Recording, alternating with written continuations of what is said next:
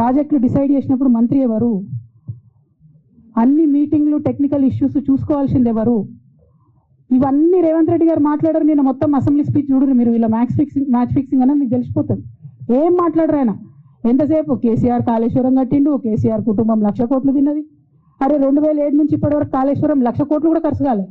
1,00,000 కోట్లు ఖర్చు కాని ప్రాజెక్టులో 40 లక్షల ఎకరాలకు నీళ్ళీయంగా కూడా 1,00,000 కోట్లు అవినీతి అయింది అంటారు రేవంత్ రెడ్డి గారు. దాన్ని మళ్ళీ ఓన్లీ కేసీఆర్ గారి గురించి చెప్తారు, హరీష్ రావు గారి గురించి మాట్లాడరు. ఎందుకంటే ఇంటర్నల్ అండర్స్టాండింగ్ ఉంది వీళ్ళిద్దరికి. నేను రామన్నను ఒకటే రిక్వెస్ట్ చేస్తున్నా, అన్న ఇవాళ మీతో బాగున్నట్టు వాళ్ళు నటించవచ్చు, హరీష్ అన్న కావచ్చు, సంతన్న కావచ్చు, కానీ వాళ్ళు మన మంచి కోరుకునే వాళ్ళు కాదు. వాళ్ళు తెలంగాణ ప్రజల మంచి కోరుకునే వాళ్ళు కాదు. వాళ్ళు కేసీఆర్ గారి మంచి కోరుకునే వాళ్ళు కాదు. వాళ్ళను మీరు దూరం పెట్టి రాజకీయంగా తెలంగాణ రాష్ట్ర సమితిలో ఇప్పుడు బీఆర్ఎస్లో పనిచేస్తున్నటువంటి హార్డ్ కోర్ కార్యకర్తలను దగ్గరికి తీసుకొని ప్రజా ఉద్యమాలు తీసుకొని ప్రజల దగ్గరికి పోతేనే మన పార్టీ బతుకుంటుంది, నాన్న పేరు బాగుంటుంది. ఇవాళ నాన్నకు సిబిఐ అనేటటువంటిది వచ్చిందంటే అది కేవలం హరీష్ రావు గారు, సంతోష్ రావు గారి అవినీతి వల్లనే వచ్చిందని మళ్ళొకసారి నేను ఘంటాపదంగా చెప్తున్నాను.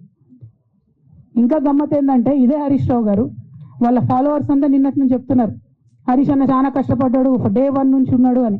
డే 1 నుంచి లేడండి. చాలా మంది రిపోర్టర్లకు తెలుసు, సీనియర్ రిపోర్టర్లకు డే 1 నుంచి లేదు.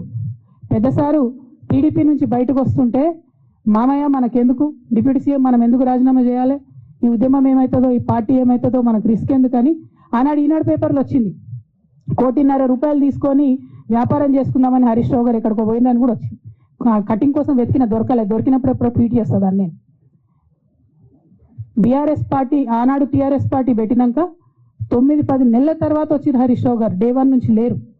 నమ్మకం లేకుండా ఆయన పార్టీ నిలబడుతుందో ఉంటుందో పోతుందో అని. ఓకే అయిపోయింది.